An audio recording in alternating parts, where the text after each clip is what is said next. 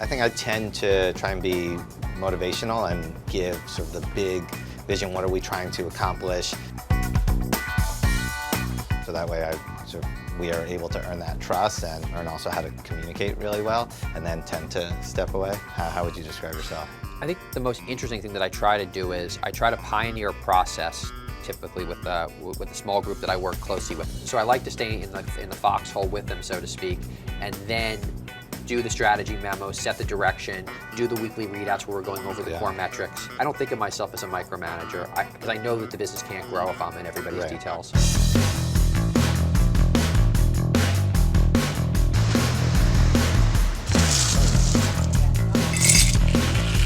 I started a company that sells glasses online. It's called Warby Parker. The CEO of Daily Mail North America.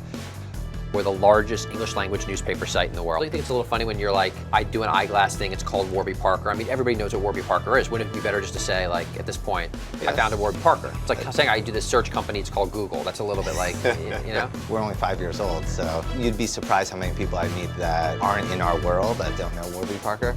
Can I offer you a cocktail? What do you want? Yes, would love a Manhattan. Excellent. I'll fill in the rocks. Up, please. I'll have a black label on the rocks. Excellent.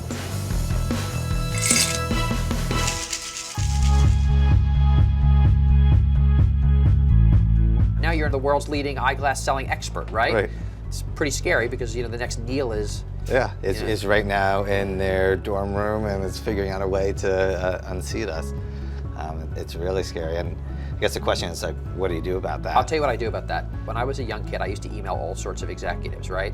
And there were some of them that wrote back to me. When young people email me, I always write them back. I might not always be able to meet with them, and I'm very clear. I said, you know, I'm running this company and I have small children, but how can I help? What's your question? Sure. Because I think to myself, I could be asking this person for a job in 5 or 7 years or something like that. That's an interesting way to look at it. I never, because I have the humility to recognize it. I've seen it happen, you know? If I could give advice to my younger self, it'd probably be around just doing more and taking more action, whether it was if I had an idea of a business and I didn't pull the trigger, just try and fail and it's completely okay. If I could give advice to my younger self, I would tell myself to spend a lot less time on academics than I did. I could have spent more time on that stuff, which I love. And you know, you get to reinvent this stuff with your own kids. So I'm always telling my kids, don't worry too much about it. Just find something you like to do and just focus all your energy and time on that.